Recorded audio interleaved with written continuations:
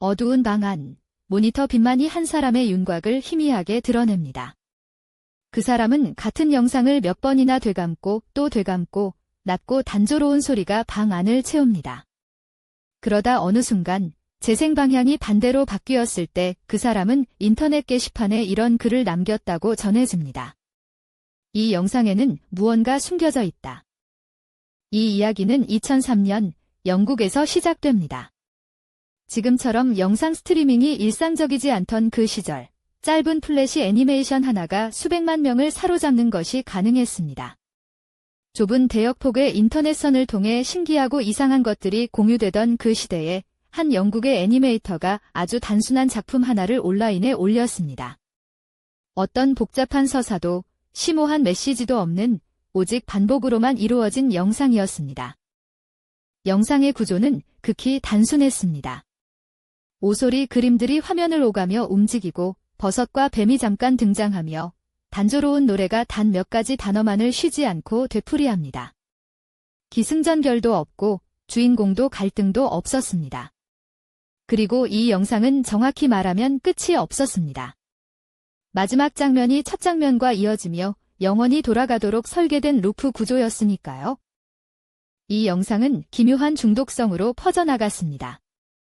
한 번만 더라는 생각으로 클릭을 반복하다 정신을 차리면 수십 분이 지나 있었다는 증언이 여럿 남아 있습니다.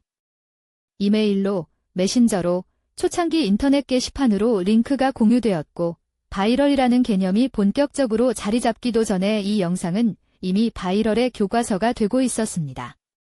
이해할 것이 없으니 오히려 이해하려는 욕구가 더욱 강해졌습니다.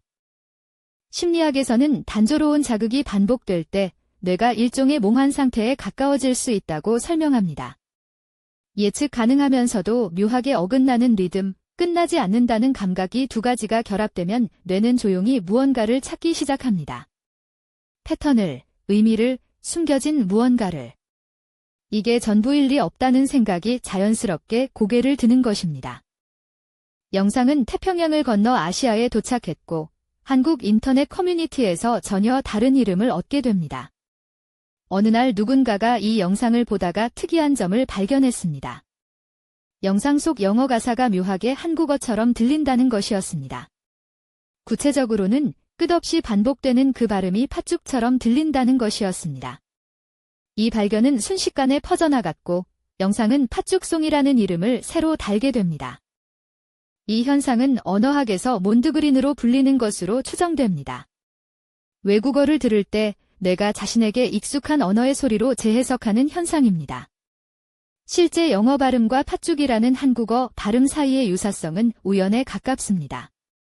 그러나 한번 그렇게 들리기 시작하면 다시는 원래 발음으로 돌아가기가 어렵습니다. 뇌는 한번 찾아낸 패턴을 쉽게 놓지 않으니까요. 팥죽송은 그 자체로 재미있는 해프닝으로 기억될 수 있었습니다. 귀여운 오소리들이 팥죽을 외치는 유쾌한 착각으로. 그런데 어느 시점부터인가 인터넷의 다른 구석에서 이 영상에 대한 전혀 다른 이야기가 돌기 시작했습니다. 단순한 말장난이 아니라 이 영상에 무언가 의도적으로 숨겨진 것이 있다는 주장이었습니다. 그 무언가는 악마 숭배와 관련된 메시지라는 것이었습니다. 도시전설의 내용은 이러했습니다. 영상을 거꾸로 재생하면 일반적으로는 들을 수 없는 악마 숭배와 연관된 구절들이 들린다는 것이었습니다. 그 메시지가 역재생에 숨겨진 형태로 의도적으로 삽입되었다는 주장이었습니다. 이 이야기는 커뮤니티에서 커뮤니티로 옮겨다니며 점점 더 구체적인 형태를 갖추어 갔습니다. 하지만 이 주장을 처음 꺼낸 사람이 누구인지, 어느 게시판에서 처음 이야기가 올라왔는지는 지금도 특정되지 않았습니다. 도시전설이 퍼져나가는 속도는 놀라웠습니다. 누군가 직접 거꾸로 재생해서 들었다고 주장하고 또 다른 누군가가 그것을 확인했다고 주장하면서 이야기는 점점 더 실감나게 부풀었습니다. 인터넷 특유의 익명성과 빠른 확산 속도는 사실 확인의 기회를 좁혔습니다. 한 번 퍼진 이야기는 목격담과 결합되며 점점 더 단단한 사실처럼 자리 잡아 갔습니다. 이 도시전설이 이토록 빠르게 퍼진 데는 몇 가지 이유가 있습니다. 첫 번째는 인간의 패턴 인식 본능입니다. 우리의 뇌는 무의미한 자극 속에서도 의미를 찾도록 설계되어 있습니다. 구름에서 얼굴을 보고 바위에서 형상을 찾고 무작위 소음에서 단어를 듣는 것이 모두 같은 메커니즘입니다. 단순하고 반복적인 영상은 이 본능을 더욱 강하게 자극합니다. 이게 전부일 리 없다는 생각이 자연스럽게 생겨나는 것입니다. 두 번째 이유는 반복 자체가 지니는 심리적 무게입니다. 반복되는 것은 의도적인 것처럼 느껴집니다. 우연은 보통 반복되지 않기 때문입니다. 이 영상이 루프 구조인 것은 순수한 기술적 선택이었지만 그 무한 반복은 이것은 분명히 의도된 것이라는 감각을 만들어냅니다. 악마 숭배라는 이야기와 결합되면 그 반복성은 마치 의식처럼 보이기 시작합니다. 이것이 이 영상이 하필 악마 코드 도시전설의 주인공이 된 이유 중 하나로 분석됩니다. 세 번째 이유는 확증 편향입니다. 이 영상에는 악마 코드가 있다는 이야기를 먼저 접한 뒤 역재생을 들으면 실제로 그런 소리가 들리는 것처럼 느껴지기 쉽습니다. 인간의 지각은 기대에 의해 쉽게 왜곡됩니다. 역재생 음성에서 악마의 언어를 확신한 사람들은 사실 자신의 뇌가 만들어낸 해석을 듣고 있었을 가능성이 높습니다. 이 메커니즘은 인터넷 시대의 괴담이 어떻게 집단적 믿음으로 굳어지는지를 보여주는 사례로 분석됩니다. 그렇다면 이 도시전설은 사실일까요? 결론부터 말하면 이 영상의 악마 숭배 관련 메시지가 의도적으로 삽입되었다는 주장은 사실이 아닌 것으로 확인된 바 있습니다. 영상의 구조는 단순한 플래시 애니메이션이며 거꾸로 재생된 음성에서 특정 메시지를 찾아내는 것은 앞서 언급한 확증 편향과 패턴 인식의 작동 결과로 보는 것이 더 타당합니다. 그러나 이 확인이 도시전설의 확산을 멈추지는 못했습니다. 그리고 이 이야기에서 가장 기묘한 반전이 찾아옵니다.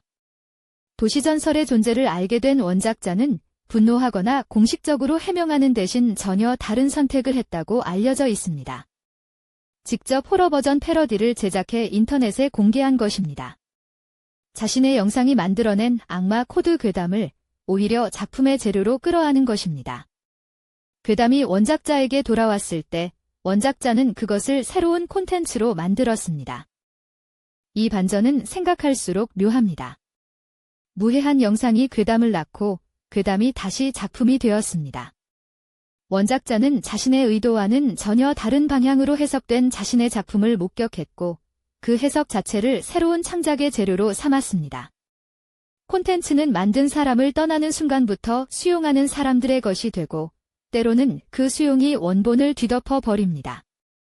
배저는 그 과정의 교과서적 사례가 되었습니다. 그러나 여전히 답해지지 않은 질문이 있습니다.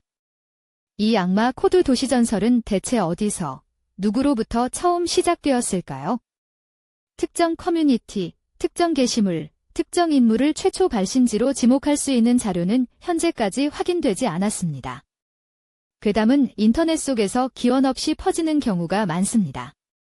처음 말한 사람이 사라진 뒤에도 이야기는 살아남고 구체화되고 결국 아무도 출처를 기억하지 못하는 상태가 됩니다. 배저 혹은 팥죽송은 오늘도 어딘가의 인터넷 구석에 남아 있습니다. 그 단순한 루프는 여전히 돌아가고 있고 어딘가에서 처음 보는 누군가가 그것을 클릭합니다. 뇌는 패턴을 찾고 반복은 의미처럼 느껴지고 누군가의 해석이 또 다른 누군가의 믿음이 됩니다. 어쩌면 이 영상이 특별한 것이 아닐지도 모릅니다. 우리가 보는 모든 것에 우리 자신이 의미를 투영하는 것은 아닌지 기 이야기는 그 가능성을 조용히 묻고 있습니다.